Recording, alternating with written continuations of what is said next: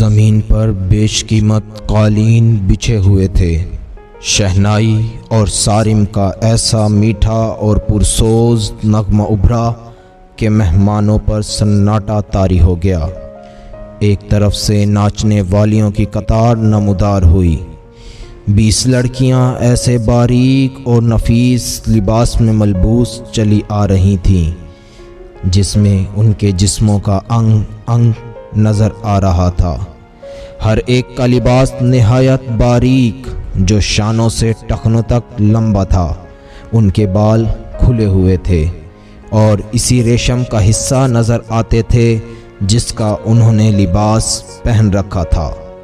صحرا کی ہلکی ہلکی ہوا سے اور لڑکیوں کی چال سے یہ ڈھیلا ڈھالا لباس ہلتا تھا تو یوں لگتا تھا جیسے پھولدار پودوں کی ڈلیاں فضا میں تیر رہی ہوں۔ ہر ایک کے لباس کا رنگ جدا تھا مگر حسن اور جسم کی لچک میں سب ایک جیسی تھیں۔ ان کے مرمری بازو عریاں تھے۔ وہ چلتی آ رہی تھیں لیکن قدم اٹھتے نظر نہیں آتے تھے۔ وہ ہوا کی لہروں کی مانند آ رہی تھیں۔ وہ نیم دائرے میں ہو کر رک گئیں۔ وہ صلاح الدین ایوبی کی طرف منہ کر کے تعظیم کے لیے جھکیں۔ سازندوں نے ان ریشمی بالوں اور جسم کے جادو میں تلسم پیدا کر دیا۔ 2 سیاہ فام حبشی ایک بڑا سا ٹوکرا اٹھائے تیز تیز چلتے نظر آئے اور ٹوکرا لڑکیوں کے نیم دائرے کے سامنے رکھ دیا۔ ساز سپیروں کی بین کی دھن بجانے لگے۔ حبشی مست سانڈوں کی طرح پھنکارتے غائب ہو گئے۔ ٹوکرے میں سے ایک بہت بڑی کلی اوپر کو اٹھی اور پھول کی طرح کھل گئی۔ اس پھول میں سے ایک لڑکی کا چہرہ نمودار ہوا اور پھر وہ اوپر کو اٹھنے لگی۔ یوں لگتا تھا جیسے سرخ بادلوں میں سے چاند نکل رہا ہو۔ یہ لڑکی اس دنیا کی معلوم نہیں ہوتی تھی۔ اس کی مسکراہٹ میں عرضی نہیں تھی۔ اس کے بالوں کی چمک بھی مصر کی کسی لڑکی کی چمک سے نہیں ملتی تھی۔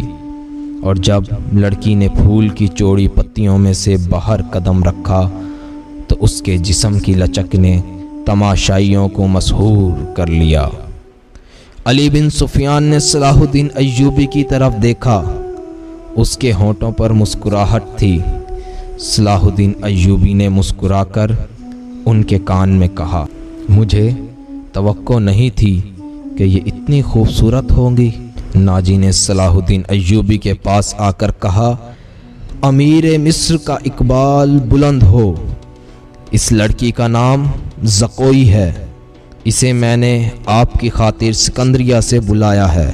یہ پیشہ ور رقاصہ نہیں ہے اور یہ عصمت فروش بھی نہیں۔ رقص سے اسے پیار ہے، شوخیہ ناچتی ہے، کسی محفل میں نہیں جاتی۔ میں اس کے باپ کو جانتا ہوں، ساحل پر مچھلیوں کا کاروبار کرتا ہے۔ یہ لڑکی آپ کی عقیدت مند ہے۔ میں اتفاق سے اس کے گھر اس کے باپ کو ملنے گیا تو اس لڑکی نے استدعا کی کہ سنا ہے صلاح الدین ایوبی امیر مصر بن کر آئے ہیں۔ خدا کے نام پر مجھے ان سے ملوا دو۔ میرے پاس اپنی جان اور رقص کے سوا کچھ بھی نہیں جو میں اس عظیم ہستی کے قدموں میں پیش کروں۔ صلاح الدین ایوبی بولا، آپ نے اسے بتایا تھا کہ میں اپنے سامنے کسی لڑکی کو رقص اور عریانی کی حالت میں نہیں دیکھ سکتا۔ یہ لڑکیاں جنہیں آپ ملبوس لائے ہیں بالکل ننگی ہیں۔ عالی مقام ناجی نے کھسیانہ ہو کر جواب دیا، میں نے بتایا تھا امیر مصر رقص کو ناپسند فرماتے ہیں، لیکن یہ کہتی تھی کہ وہ میرا رقص پسند کریں گے کیونکہ میرے رقص میں دعوت گناہ نہیں۔ یہ ایک باعصمت لڑکی کا رقص ہوگا۔ میں ایوبی کے حضور اپنا جسم نہیں اپنا فن پیش کروں گی۔ اگر میں مرد ہوتی تو ایوبی کی جان کی حفاظت کے لیے اس کے محافظ دستے میں شامل ہو جاتی۔ آپ کہنا کیا چاہتے ہیں؟ ایوب نے پوچھا۔ میں اس لڑکی کو اپنے پاس بلا کر اسے خراج تحسین پیش کروں کہ تم اپنے جسم کو ہزاروں مردوں کے سامنے عریاں کر کے بہت اچھا ناچتی ہو؟ اسے شاباش کہوں کہ اس نے مردوں کے جنسی جذبات بھڑکانے میں خوب مہارت حاصل کی ہے؟ نہیں امیر مصر، ناجی نے کہا، میں اسے اس وعدے پر یہاں لایا ہوں کہ آپ اسے شرف باریابی بخشیں گے۔ یہ بڑی دور سے اسی امید پر آئی ہے۔ ذرا دیکھیے اسے، اس کے رقص میں پیشہ ورانہ تاثر نہیں۔ دیکھیے آپ کو کیسی نظروں سے دیکھ رہی ہے۔ یہ اپنی نظروں سے بتا رہی ہے یہ آپ کی خدمت میں آنا چاہتی ہے۔ آپ اسے اپنے خیمے میں آنے کی اجازت دے دیں۔ ناجی نے نہایت پراسرار الفاظ اور جذباتی لب و لہجے میں صلاح الدین ایوبی سے منوا لیا کہ یہ لڑکی جسے اس نے ایک بردہ فروش سے خریدا تھا، شریف باپ کی باعصمت بیٹی ہے۔ اس نے صلاح الدین ایوبی سے کہلوا لیا کہ اچھا اس کو میرے خیمے میں بھیج دینا۔ زکوئی نہایت آہستہ آہستہ جسم کو بل دیتی اور بار بار صلاح الدین ایوبی کی طرف دیکھ کر مسکراتی تھی۔ باقی لڑکیاں اس کے گرد تتلیوں کی طرح جیسے اڑ رہی ہوں۔ یہ اچھل کود والا رقص نہیں تھا۔ مشعلوں کی روشنی میں کبھی یوں لگتا تھا جیسے ہلکے نیلے شفاف پانی میں جل پریاں تیر رہی ہوں۔ چاندنی کا اپنا ایک تاثر تھا۔ صلاح الدین ایوبی کے متعلق کوئی یہ نہیں بتا سکتا تھا کہ وہ گمسم بیٹھا کیا سوچ رہا تھا۔ ناجی کے سپاہی جو شراب پی کر ہنگامہ برپا کر رہے تھے وہ بھی جیسے مر گئے تھے۔ ناجی اپنی کامیابی پر بے حد خوش تھا اور رات گزرتی جا رہی تھی۔ نصف شب کے بعد صلاح الدین ایوبی اپنے اس خوشنما خیمے میں داخل ہوا جو ناجی نے اس کے لیے نصب کرایا تھا۔ ناجی صلاح الدین ایوبی کے ساتھ خیمے میں گیا اور پوچھا، اسے ذرا سی دیر بھیج دوں آقا؟ میں وعدہ خلافی سے بہت ڈرتا ہوں۔ بھیج دو، صلاح الدین ایوبی نے کہا۔ تھوڑے ہی وقت بعد صلاح الدین ایوبی کے محافظوں نے ایک رقاصہ کو اس کے خیمے کی طرف آتے دیکھا۔ خیمے کے ہر طرف مشعلیں روشن تھی۔ روشنی کا یہ انتظام علی بن سفیان نے کرایا تھا تاکہ رات کے وقت محافظ گرد و پیش کو اچھی طرح سے دیکھ سکیں۔ رقاصہ قریب آئی تو محافظوں نے اسے پہچان لیا۔ وہ رقص کے لباس میں ملبوس تھی۔ محافظوں کے کمانڈر نے اسے روک لیا۔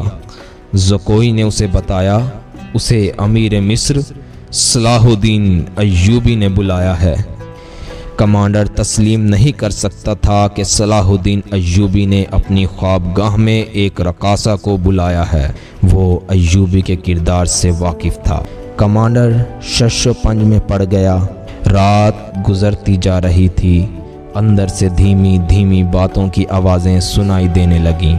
محافظ دستے کا کمانڈر بے قراری کے عالم میں ادھر ادھر ٹہلنے لگا۔ ایک محافظ نے اسے کہا، کیا یہ حکم صرف ہمارے لیے ہے کہ کسی فاحشہ کے ساتھ تعلق رکھنا جرم ہے؟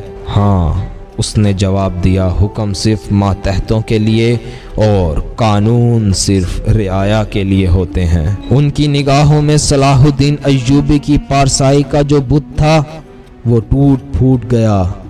ناجی بہت خوش تھا۔ صلاح الدین ایوبی کی خوشنودی کے لیے اس نے شراب سونگھی بھی نہیں تھی۔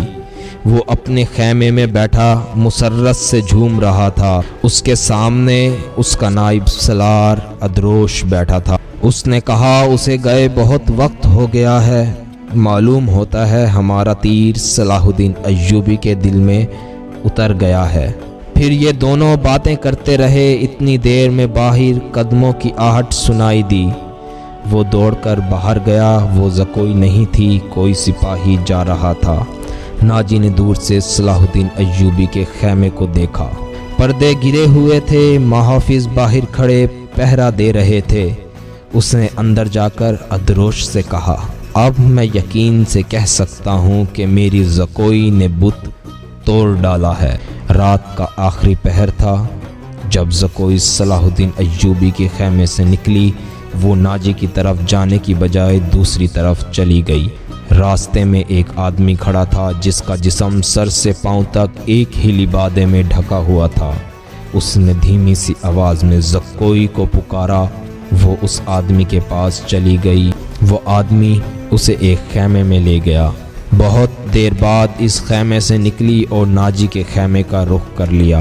ناجی اس وقت تک جاگا ہوا تھا۔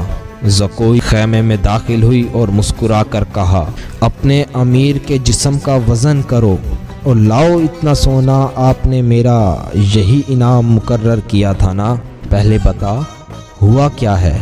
ناجی نے بے تابی سے پوچھا۔ جو آپ چاہتے تھے۔ آپ کو یہ کس نے بتایا تھا کہ ایوبی پتھر ہے، اور یہ کہ وہ اللہ کے مسلمانوں کا سایہ ہے؟ اس نے زمین پر پاؤں کا ٹھڈ مار کر کہا کہ وہ اس ریت سے بھی زیادہ بے بس ہے جسے ہوا کے ہلکے ہلکے جھونکے اڑاتے پھرتے ہیں۔ تمہارے جسم کے جادو اور زبان کے تلسم نے اسے ریت بنایا ہے، ادروش نے کہا، ورنہ یہ کم بخت چٹان تھا۔ ہاں چٹان، زکوئی نے کہا، اب ریتیلا ٹیلا بھی نہیں۔ میرے متعلق کوئی بات ہوئی تھی؟ ناجی نے پوچھا۔ ہاں، زکوئی نے کہا، پوچھا تھا۔ ناجی کیسا آدمی ہے؟ میں نے آپ کی تعریفوں کے پل باندھ دیے۔ صحرا کی اس پر اسرار رات کی کوک سے جس صبح نے جنم لیا وہ کسی بھی صحرائی صبح سے مختلف نہیں تھی، مگر اس صبح کے اجالے نے اپنی تاریک سینے میں ایک راز چھپا لیا تھا جس کی قیمت اس سلطنت اسلامیہ جتنی تھی، جس کے قیام اور استحکام کا خواب صلاح الدین ایوبی نے دیکھا اور اس کی تعبیر کا عزم لیے جوان ہوا۔ گزشتہ رات اس صحرا میں جو واقعہ ہوا اس کے دو پہلو تھے۔